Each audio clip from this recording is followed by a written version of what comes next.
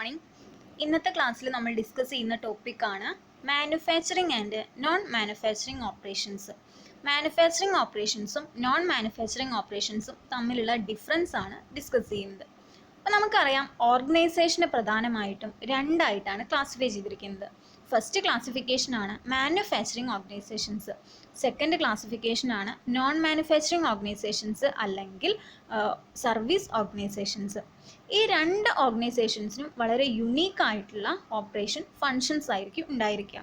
പ്രധാനമായിട്ടും manufacturing ഓർഗനൈസേഷൻസിനും non manufacturing ഓർഗനൈസേഷനും ഒരു കോമൺ ആയിട്ടുള്ള ഒരു പ്രൈമറി ഡിഫറൻസ് ആണ് വരുന്നത്. അതെന്താണെന്ന് വെച്ചിട്ടുണ്ടെങ്കിൽ, മാനുഫാക്ചറിങ് ഓർഗനൈസേഷൻസ് പ്രൊഡക്റ്റ് ആണ് പ്രൊഡ്യൂസ് ചെയ്യുന്നത്, സർവീസ് ഓർഗനൈസേഷൻസ് സർവീസ് ആണ് പ്രൊവൈഡ് ചെയ്യുന്നത്. ഹോസ്പിറ്റൽസ്, ചാരിറ്റീസ്, അതുപോലെ കോളേജ്, സ്കൂള്, ഇതൊക്കെ എന്തിന് എക്സാമ്പിൾസ് ആണ്? സർവീസ് ഓർഗനൈസേഷൻസ് എക്സാമ്പിൾസ് ആണ്. ഇനി മാനുഫാക്ചറിങ് ഓർഗനൈസേഷൻസിനെയും സർവീസ് ഓർഗനൈസേഷനെയും ഡിസ്റ്റിങ്ക്വിഷ് ചെയ്യുന്ന സമയത്ത് നമ്മൾ കുറച്ച് പോയിന്റ്സ് ഉണ്ട്. ആ പോയിന്റ്സ് ആണ് പ്രധാനമായിട്ടും കൺസിഡർ ചെയ്യേണ്ടത്.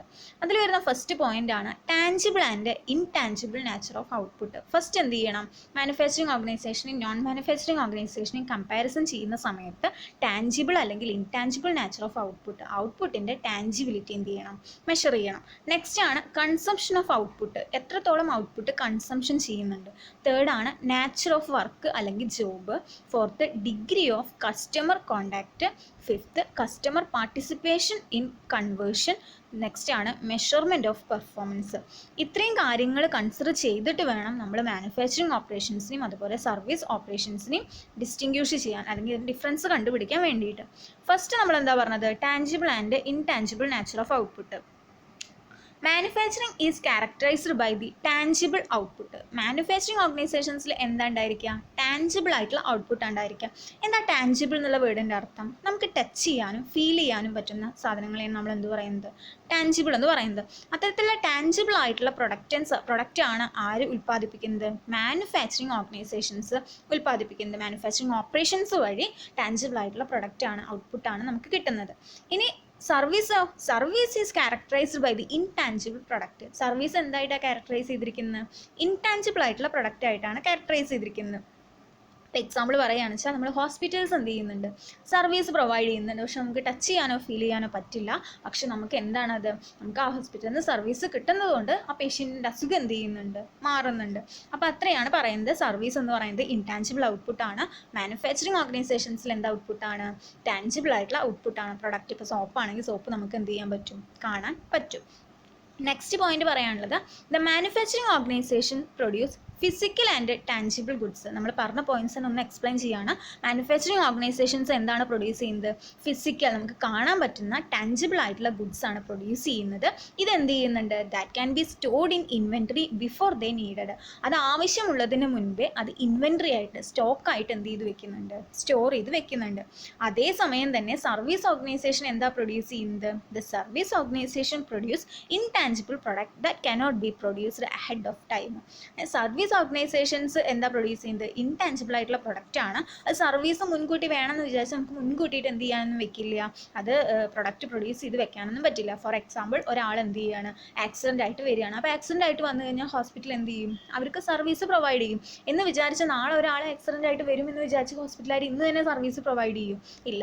അപ്പോൾ തലേ ദിവസം സെറ്റ് ചെയ്ത് വെക്കാൻ അല്ലെങ്കിൽ കുറച്ച് ദിവസം മുന്നേ അത് സ്റ്റോർ ചെയ്ത് വെക്കാനൊക്കെ എന്തിനേ പറ്റുള്ളൂ? മാനുഫാക്ചറിങ് ഓപ്പറേഷൻസിന് മാത്രമേ പറ്റുള്ളൂ. നോൺ മാനുഫാക്ചറിങ് ഓപ്പറേഷൻ അല്ലെങ്കിൽ സർവീസ് ഓപ്പറേഷൻസിന് എന്ത് പറ്റില്ല? ആ ടൈമിൽ തന്നെയാണ് സർവീസ് പ്രൊവൈഡ് ചെയ്യാൻ പറ്റുള്ളൂ. ഇത്രയാണ് ആ പോയിന്റിൽ പറയുന്നത്. നെക്സ്റ്റ് പറയാനുള്ളത്, in manufacturing organisation most customers have no direct contact with operation. എന്ന് വെച്ചിട്ടുണ്ടെങ്കിൽ ആ ഓപ്പറേഷനുമായി ഇപ്പോൾ മാനുഫാക്ചറിങ് ഓർഗനൈസേഷനെ കൺസിഡർ ചെയ്യുന്ന സമയത്ത് കസ്റ്റമേഴ്സിനൊന്നും എന്തുണ്ടായിരിക്കില്ല? അതിൻ്റെ ഓപ്പറേഷനുമായിട്ട് ഡയറക്റ്റ് കോണ്ടാക്റ്റ് ഉണ്ടായിരിക്കില്ല. ഇപ്പോൾ ഒരു എക്സാമ്പിൾ പറയുകയാണെന്ന് വെച്ചാൽ, ഒരു കസ്റ്റമർ എന്ത് ചെയ്യാണ്? ഒരു കാറ് ഒരു ഡീലർഷിപ്പ് ഷോപ്പിൽ നിന്ന് വാങ്ങുകയാണ്. പക്ഷേ അവർ എന്ത് ഉണ്ടാവില്ല? ആ ഓട്ടോമൊബൈൽ ഫാക്ടറിയുമായിട്ട് എന്തുണ്ടാവില്ല? ഒരു ഡയറക്റ്റ് കോണ്ടാക്റ്റ് ഉണ്ടായിരിക്കില്ല.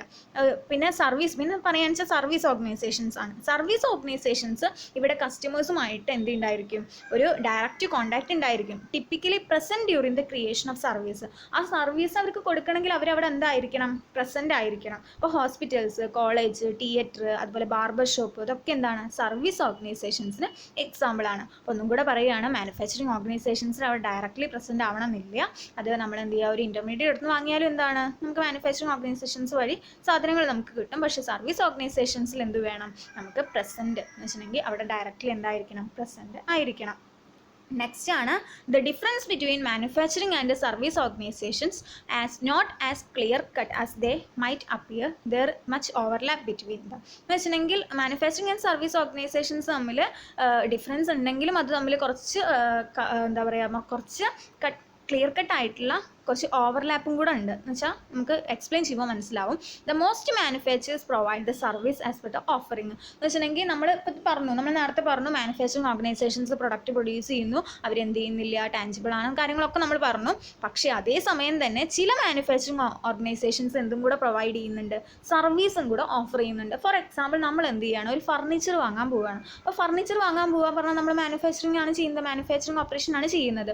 അപ്പോൾ അവരെന്ത് ചെയ്യുക, അവർ മാനുഫാക്ചർ ചെയ്ത് വെച്ച ഫർണിച്ചർ നമ്മൾ പോയി വാങ്ങുമ്പോൾ അവരെന്ത് ചെയ്യാറുണ്ട്, നമുക്ക് വെഹിക്കിൾ സർവീസ് തരാറുണ്ട്. ആ വെഹിക്കിൾ സർവീസിന് ഒരിക്കലും അവരെന്ത് ചെയ്യാറില്ല, ക്യാഷ് ഈടാക്കാറില്ല. അപ്പോൾ ഈ മാനുഫാക്ചറിങ് ഓർഗനൈസേഷൻസ് എന്തും കൂടെ പ്രൊവൈഡ് ചെയ്യുന്നുണ്ട്, സർവീസും കൂടെ പ്രൊവൈഡ് ചെയ്യുന്നുണ്ട്. അതാണ് അതിൽ പറയുന്നത്. എന്ന് വെച്ചാൽ ഡ്യൂറിങ് ദി സർവീസ് ഡെലിവറിയുടെ സമയത്തൊക്കെ അവരെന്ത് ചെയ്യാണ്, സർവീസ് പ്രൊവൈഡ് ചെയ്യുന്നത്.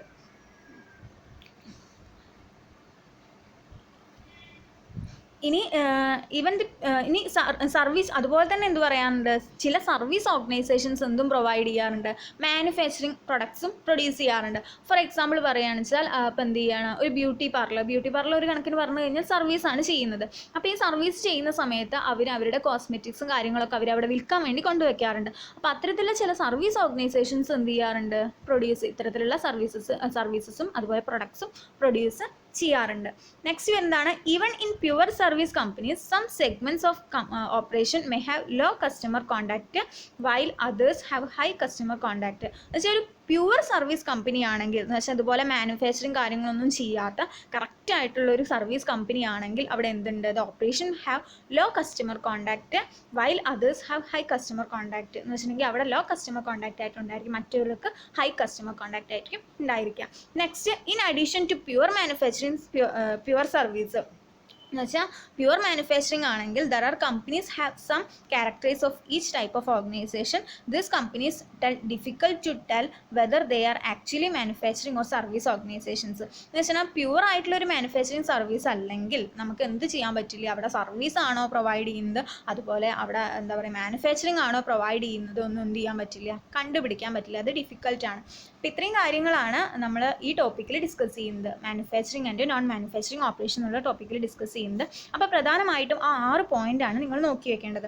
ആ 6 പോയിന്റ് ഏതൊക്കെയായിരുന്നു, tangible, intangible nature of output, consumption of output, nature of work, degree of customer contact, customer participation in conversion, പിന്നെ മെഷർമെൻറ്റ് ഓഫ് പെർഫോമൻസ്.